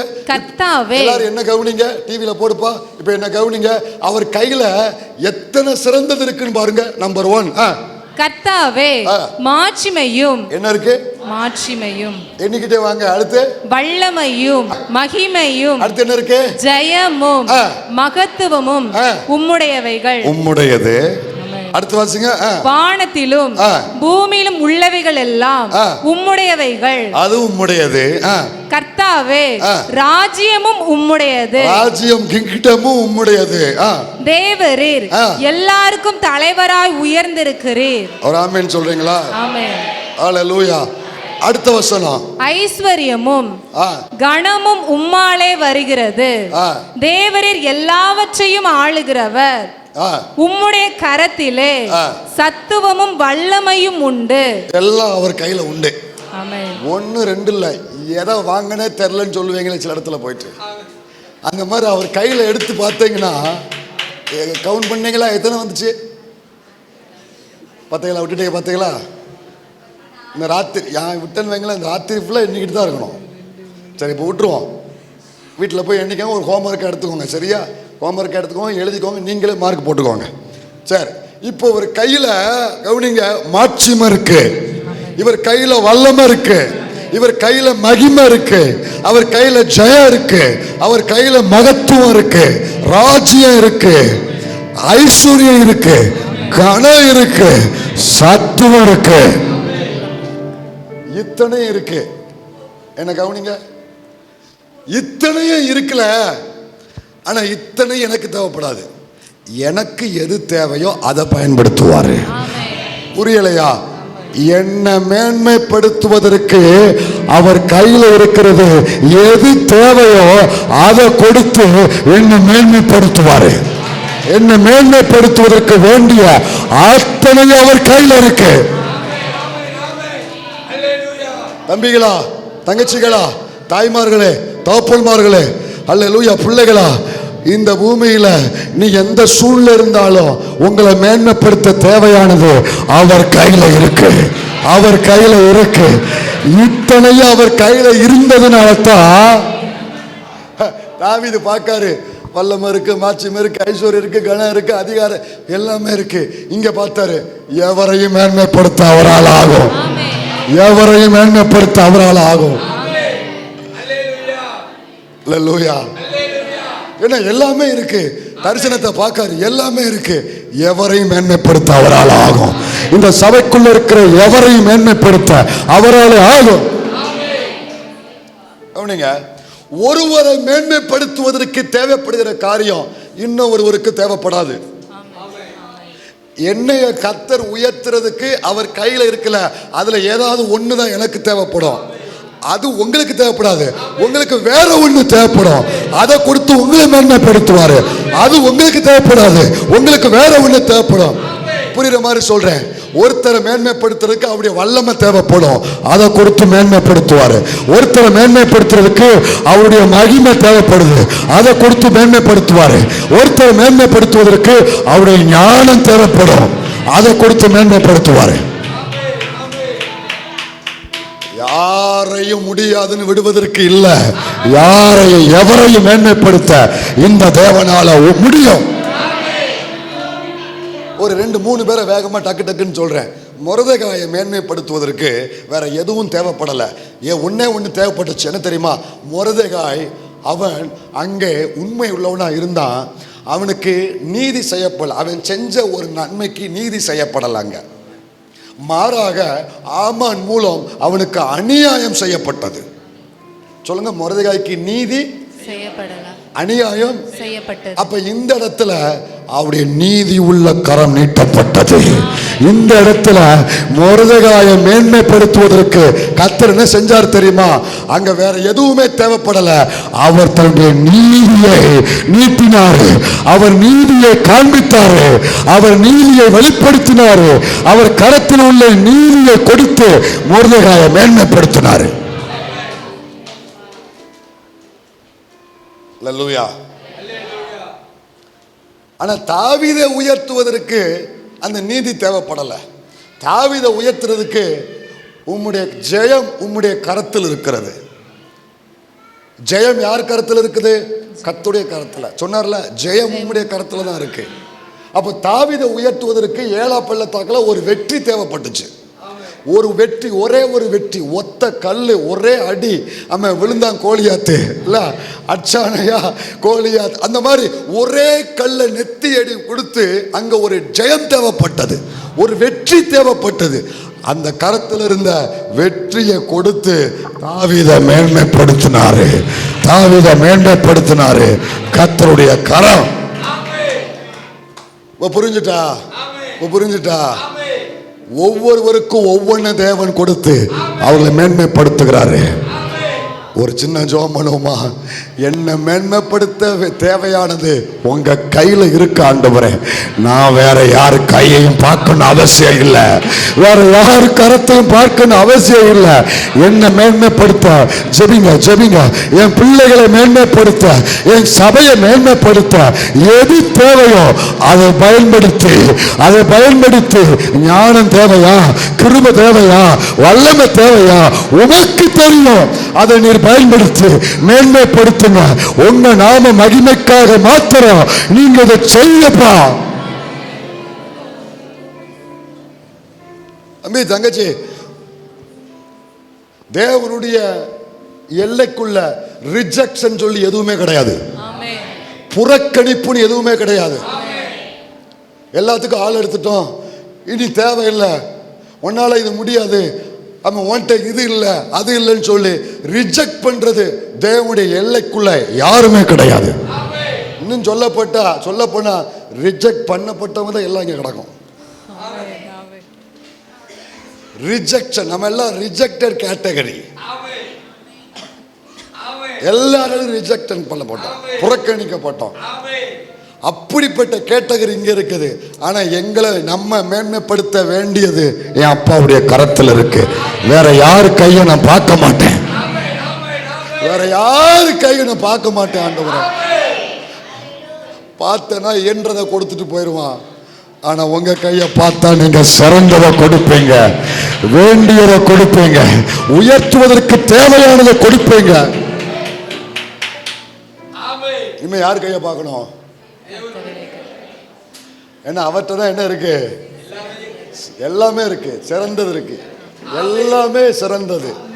ஃபர்ஸ்ட் குவாலிட்டி எல்லாமே, செகண்ட் குவாலிட்டின்னு ஒண்ணுமே, எல்லாம் ஃபர்ஸ்ட் குவாலிட்டி. எது உங்களுக்கு தேவை அதை எடுத்து கொடுத்துட்டு உங்களை தூக்கி லிஃப்ட் பண்ணிட்டு அடுத்த ஆட்களுக்கு போயிட்டே இருப்பாரு. இந்த வருஷத்துல கர்த்தர் இந்த பலிபீடத்தில் சொல்ல இந்த வார்த்தையை நம்புற தன் பிள்ளைகளுக்கு கர்த்தர் தம்முடைய கரத்தினால அதை செய்வாராக.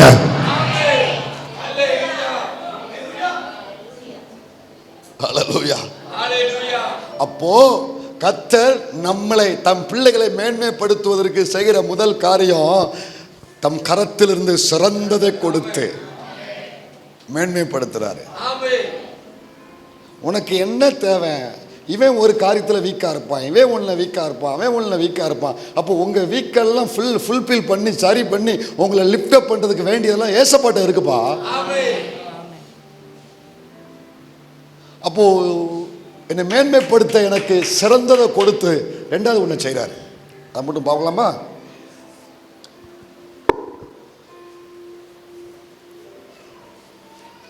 பைபிளை பார்க்குறீங்களா, கடிகாரத்தை பார்க்குறீங்களான்னு பார்த்தேன். வேற ஒன்றும் இல்லை, யாருமே பார்க்கல, சரி பார்க்குற மாதிரி மாட்டலை.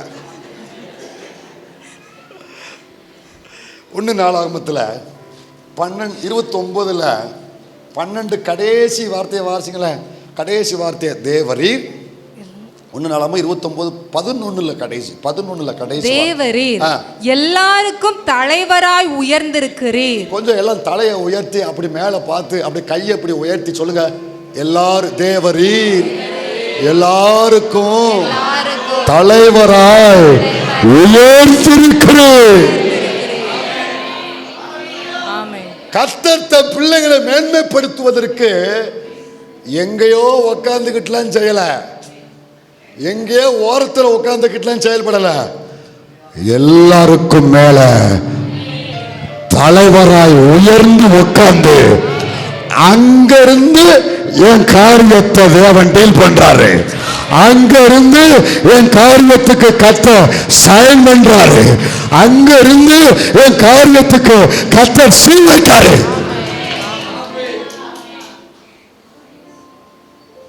கவனிங்க, எங்கேயோ இருந்து செஞ்சா நடக்காது. இப்போ உங்களை விரும்புறவங்க நிறைய பேர் இருக்கலாம், உங்க மேல அன்பு உள்ளவங்க நிறைய பேர் இருக்கலாம், பிடிச்சவங்க நிறைய பேர் இருக்கலாம். உங்க பிடிச்சவங்களால நீங்க நல்லா இருக்கணும்னு விரும்பத்தான் செய்ய முடியுமே தவிர அதை செய்து காட்ட அவங்களால முடியாது. என்ன முழிக்கிறீங்க தம்பி? எங்க வேலைவாக்கா? HDFC பேங்க்ல சீஃப் மேனேஜரா, அசிஸ்டன்ட் மேனேஜர். இப்போ அந்த இருக்காரு பாரு, அந்த நவீன், அவர் உன் மேலே அளவுகளோட இருந்து அனுபவம் வச்சிருக்காரு. ஐயோ நீங்கள் அசிஸ்டன்ட் மேனேஜராக எனக்கு பிடிக்கல, இந்தாங்க நீங்கள் இன்னையிலேருந்து சீஃப் மேனேஜர் அப்படின்னு சொல்லி அவர் ஒரு கையெழுத்தை போட்டு கொடுத்துட்டாருன்னு வையேன், நம்பி வாங்குற தம்பி? அவர் உன் மேலே விருப்பம் வச்சிருக்காரு, அன்பு வச்சிருக்காரு, நீ உயரணும்னு ஆசைப்படுறாரு. உன் மேலே அன்பு வச்சிருக்கிறதுனால, உனக்கு பிடிச்சவராக இருக்கிறதுனால ஒரு கையெழுத்தை போட்டு நீங்கள் சீஃப் மேனேஜர், இன்னிலேருந்து நீங்கள் பெரிய மேனேஜர் அப்படின்னு அவர் சொன்னால் நடந்துருமா? நடந்துருமா? நடக்காதுல்ல. ஆனால் யார் சொன்னால் நடக்கும்? உங்கள் பேங்கில் உங்களுக்கு அப்பாயின்மெண்ட் கொடுக்குறது யாருப்பா? உங்களுக்கு ப்ரொமோஷன் கொடுக்குறது யாருப்பா? அந்த சர்க்குலர் மேனேஜரா, சர்க்குலர் ஆஃபீஸ்ன்னு இருக்கும் இல்லையா? அதுக்கு என்ன சொல்லுவீங்க? சிஓவா? சிஓ. சரி, அந்த மேனேஜர் கையெழுத்து போட்டால் நடக்கும் இல்லையா? அவர் கையெழுத்து போட்டால் உனக்கு அந்த ப்ரமோஷன் நிச்சயம். ஏன்னா எல்லா பதவிக்கும் மேலே அவர் தலைவராக உட்காந்துருக்கிறாரு. அவர் கையெழுத்து போட்டால் நடக்கும். உனக்கு பக்கத்தில் இருக்கிற கையெழுத்து போட்டால் நடக்காது, உனக்கு மேலே தலைவராக இருக்கிற கையெழுத்து போட்டால் நடக்கும். கர்த்தர் தன் பிள்ளையை உயர்த்துறது எப்படி தெரியுமா? எல்லாவற்றுக்கும் மேல தலைவராக இருந்து அவர் தன் பிள்ளைகள் காரியத்தை மேன்மைப்படுத்துகிற தேவன். உங்களோடு உங்களா உட்கார்ந்து இருக்கிறாங்களே, அவங்க நினைக்கிறதுனால நடக்காது. பரிதாபப்படலாம், ஜெபிக்கலாம், ஆறுதல் சொல்லலாம், ஆனா வருகிற மேன்மை அவர் கரத்தினால. ஏன்னா அவர் எல்லாருக்கும் மேல தலைவராய் தலைவராய் தலைவராய் எல்லாருக்கும் மேல அவர் தலைவராய் இருக்கிறதுனால அவர் கையெழுத்து போட்டா போட்டதுதான், அவர் சொன்னா சொன்னதுதான், அவர் சொன்னது அப்படியே நடக்கும், அவர் சொன்னது அப்படியே நிறைவேறும். நினைக்கிறவர்களால, விரும்புகிறவர்களால, உங்களை பரிதாபப்படுகிறவர்களால எதுவும் நடக்க போகிறது இல்லை. ஆனா அவர் நினைச்சா மட்டும்தான் நடக்கும். ஏன்னா அவர் தான் எல்லாவற்றுக்கும் மேல தலைவராக இருக்கிறவர், உயர்ந்திருக்கிறவர், வீற்றிருக்கிறவர். புரியுற மாதிரி சொல்றேன். அவருக்கு மேல ஒரு உயர்வு எதுவுமே கிடையாது, அவருக்கு மேல ஒரு வல்லமை எதுவுமே கிடையாது, அவருக்கு மேல ஒரு அதிகாரம் எதுவுமே கிடையாது. அவ்வளவு பெரிய அதிகாரத்தின் உச்சம், வல்லமையின் உச்சம், மகத்துவத்தின் உச்சம் கர்த்தர் அங்கே அமர்ந்து கொண்டு எல்லாவற்றுக்கும் மேல தலைவராக அமர்ந்து நம் காரியத்தை செய்து முடிக்கிறார், நம் காரியத்தை செய்து முடிக்கிறார். இந்த ராத்திரி நேரத்தில் இதுவரைக்கும் நடக்காத காரியம், ஆகாத காரியம், இதுவரைக்கும் நடைபெறாத காரியத்தை எல்லாவற்றுக்கும் மேலாக தலைவராய் வீற்றிருக்கிற தேவனாகிய கர்த்தருடைய கரத்திலிருந்து அந்த காரியம் தேவ பிள்ளைகளுக்கு, சபைக்கு அது ஆவதாக, அது நிறைவேறுவதாக, அது நடப்பதாக. ஒரு ஜெபம் பண்ணுங்க. ஆண்டவரே, என் காரியத்துல, என் பிள்ளை காரியத்துல, என் சபையின் காரியத்துல, என் குடும்பத்தின் காரியத்துல, எங்க ஊழிய காரியத்துல, எங்க NOC காரியத்துல எல்லாவற்றுக்கும் மேலாக தலைவராக வீற்றிருந்து உங்க கரத்தை நீட்டி கத்த இந்த காரியங்களை உங்க கரத்தினால மாத்திரம் ஓய்க்கப்படுங்கப்பா.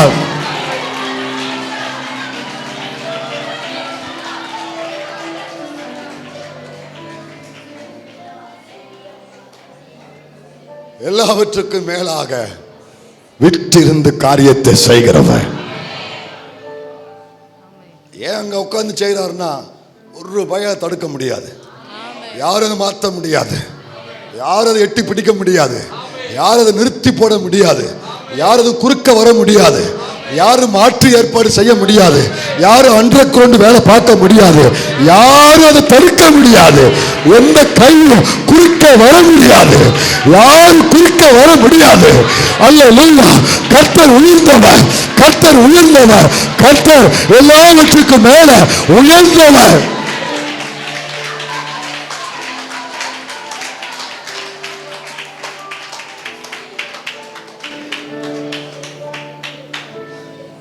அல்லேலூயா. ஆண்டவர் தம் பிள்ளைகளை மேன்மைப்படுத்துவதற்கு 2 காரியம் செய்கிறார். ஒன்று, அவர் கரத்தில் இருக்கிற சிறந்தது எது எனக்கு தேவையோ அந்த சிறந்தது எனக்கு கொடுத்து மேன்மைப்படுத்துவார். 2, எல்லாவற்றுக்கும் மேலே உயர்ந்த இடத்துல வீற்றிருந்து என் காரியத்தை கர்த்தர் செய்கிறாரு. ராத்திரி போய் தூங்கிறாதீங்க, ஒரு 10 நிமிஷமாவது முழங்கால நின்று ஆண்டவர்கிட்ட கேளுங்க. இதுவரைக்கும் நான் போராடினது போதும், இதுவரைக்கும் மனுஷனை போய் நான் எட்டி பார்த்தது தேடினது அவன்கிட்ட போய் நின்னது போதும், இப்போ உங்கள் கரத்தை மட்டும் பார்க்குறேன் ஆண்டவரே. எனக்குன்னு வேண்டிய அந்த சிறந்ததை உங்கள் கையில் இருக்கு, உங்கள் கரத்தை நீட்டுங்க. நீங்கள் செஞ்சால் யாரும் தடுக்க முடியாது, ஏன்னா நீங்கள் எல்லாவற்றுக்கும் மேலே விற்றிருக்கிற தேவன்.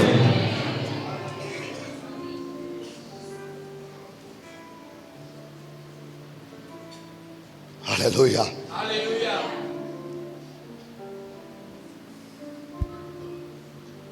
இதை செய்கிற தேவன் என்னிடத்துல ஒன்று கேட்குறாரு, என்னிடத்துல ஒன்று கேட்குறாரு. அதை கொடுக்குற பிள்ளைகளுக்கு தாமதம் இல்லாமல் கர்த்தர் செய்வார், தாமதம் இல்லாமல் செய்வார். என்ன கேட்குறாரு தெரியுமா? இதே வசனத்தில் நீங்கள் கீழே வாசித்தீங்கன்னா, ஆண்டவர் என்கிட்ட கேட்குற அந்த ஒரு காரியம் ஒன்றை மட்டும் கவனிக்கலாம். அந்த 29:11 வாசி பார்க்கலாம். 29:11 1 29:11. கர்த்தாவே, மாட்சிமையும் வல்லமையும் மகிமையும் ஜெயமும் மகத்துவமும் உம்முடையவைகள், வானத்திலும் பூமியிலும் உள்ளவைகள் எல்லாம் உம்முடையவைகள். கர்த்தாவே, ராஜ்யமும் உம்முடையது, தேவரீர் எல்லாருக்கும் தலைவராய் உயர்ந்திருக்கிறீர். ஆமென். தாவீது ஒன்று சொல்றாரு, அவனிங்க மாட்சிமையும் வல்லமையும் மகிமையும் ஜெயமும் மகத்துவம் உம்முடைய சொல்லிட்டே வராரு. எல்லாம் ஒன்று ஒன்றா சொல்றாரு. எல்லாம் உம்முடையது, எல்லாம் உடையது, எல்லாம் உடையது. கரை சொல்றாரு, ராஜ்யம் உம்முடையது, ராஜ்யம் உம்முடையது, ராஜ்யம் உம்முடையது. இந்த வசனத்தை சொல்லும் பொழுது நீங்க சங்கீதக்காரனுடைய அந்த தாவீதினுடைய எல்லைக்குள்ள இஸ்ரவேல் தேசத்துக்குள்ள போய் நீங்க எல்லாரையும் கேட்டு பாருங்க. இஸ்ரவேல் தேசத்தை இப்போ யாரையும் ஆட்சி பண்றான்னா எல்லாரும் என்ன பதில் சொல்லுவாங்க? என்ன பதில் சொல்லுவாங்க? கேள்வி புரியலண்ணே. இந்த வசனத்தை தாவீது சொல்லும் பொழுது இஸ்ரவேல் தேசத்தை ஆட்சி பண்றது யாரு? தாவீது. அந்த இஸ்ரவேல் தேச ராஜாவா இருக்கிறது யாரு? அந்த தேசத்துடைய ராஜ்யம் இப்ப யாருடைய கையில இருக்கு? ராஜ்யம் யாரு கையில இருக்கு? தாவீதின் கையில். இஸ்ரவேல்கிட்ட போய் 12 கோத்திரத்தை கேளுங்க, ராஜ்யம் யாருடையது? தாவீதுடைய. அண்டை நாடு பெலிஸ்தியன்ட்ட போய் கேளுங்க, இப்ப இஸ்ரவேல் தேசத்தை யார் ஆட்சி பண்றா? தாவீது ராஜ்யம். அப்போ ராஜ்யம் இப்ப யாருடையதா இருக்கு? தாவீதுடையதா இருக்கு. சரியா? இப்ப தாவீதுடையதா இருக்கிற ஒன்றும் இப்ப ஒவ்வொன்றும் ராஜ்யம் மட்டும் இல்ல, அந்த இஸ்ரவேல் தேசத்துக்குள்ள இருக்கிற ராஜ்யம் யாருடையது? இப்போ தாவீதுடையது. அங்க இருக்கிற ஆஸ்தி ஐஸ்வர்யம் யாருடையது? தாவீதுடையது. அங்க இருக்கிற மேன்மை செல்வாக்கு யாருடையது? அங்க இருக்கிற எல்லா உயர்ந்த காரியம் யாருடையது? எல்லாரும் இதெல்லாம் தாவீதுடையதுன்னு சொல்லும் பொழுது தாவீது ஒரு முடிவுக்கு வந்துட்டாரு. தாவீது கர்த்தரை பார்த்து சொல்றாரு, எல்லாரும் என்னுடையதுன்னு சொல்றாங்க, ஆனா நான் சொல்றேன் ராஜ்யம் உம்முடையது, ஐஸ்வர்யம் உம்முடையது, கனம் உம்முடையது, ஜெயம் உம்முடையது, வல்லமை உம்முடையது, எல்லாம் உம்முடையது, எல்லாம் உம்முடையது ஆண்டவரே.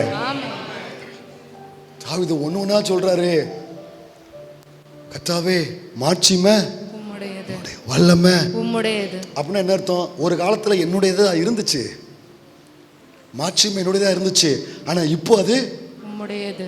வல்லமை பவர் என்னுடையதா இருந்துச்சு, ஆனா இப்போ அது உம்முடையது. வெல்த் ஐஸ்வர்யம் என்னுடையதா சொன்னாங்க, என்னுடையதா இருந்துச்சு, ஆனா இப்போ அது உம்முடையது. வெற்றி, அதாவது ஜெயம் இப்போ. உம்முடையது. ஒரு காலத்துல இந்த தாவீது கோலியாத்து முன்னாடி நிற்கும் போது ஒண்ணு சொன்னார், ஞாபகம் இருக்கா? யுத்தம்.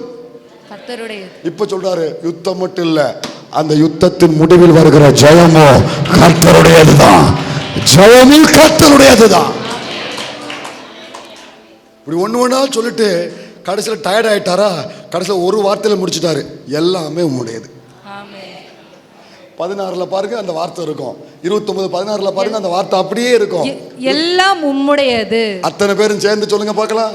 எல்லாம் உம்முடையது. என் வீட்டுல இருக்கிற அந்த பொன் உம்முடையது. உம்முடையது, அந்த மணி உம்முடையது, அந்த வீடு உம்முடையது, அந்த காரு உம்முடையது, அந்த பைக்கு உம்முடையது, அந்த சைக்கிளு, உம்முடையது, நான் போற செப்பலு, உம்முடையது, நான் போற ட்ரெஸ், நான் பயன்படுத்த ஒவ்வொரு பொருளும், உம்முடையது, என் மனைவி, என் பிள்ளைங்க, இந்த சபை, இந்த ஊழியம், இந்த தரிசனம் எல்லாமே உம்முடையது கர்த்தாவே. ஆமென். ஆமென். எல்லாமே உம்முடையது கர்த்தாவே.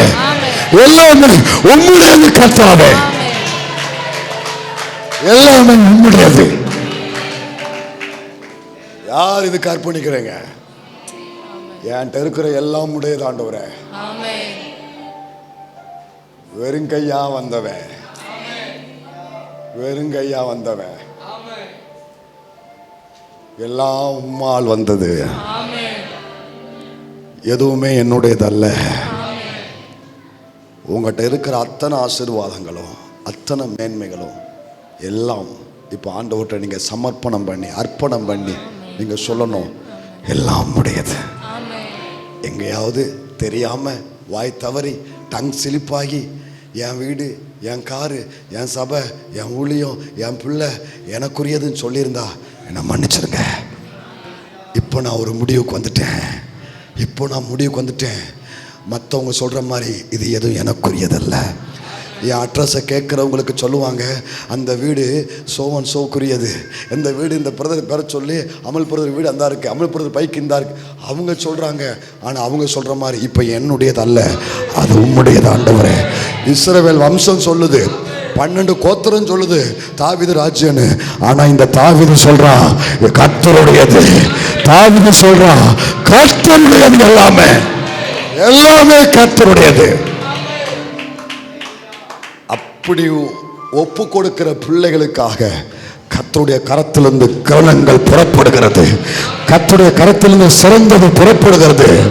கர்த்தர் எல்லாவற்றுக்கும் மேல தலைவராய் வீற்றிருக்கிற தேவன் உங்க காரியத்துல, இந்த ராத்திரியில, இந்த மாதத்துல, இந்த வருஷத்துல, எல்லாவற்றுக்கும் மேலாக நித்திய காலமெல்லாம் வீற்றிருக்கிற தேவன் உங்க காரியத்துல கர்த்தர் தம் கரத்தை நீட்டுவாராக. எத்தனை பேர் ஒப்பு கொடுக்க விரும்புறீங்க?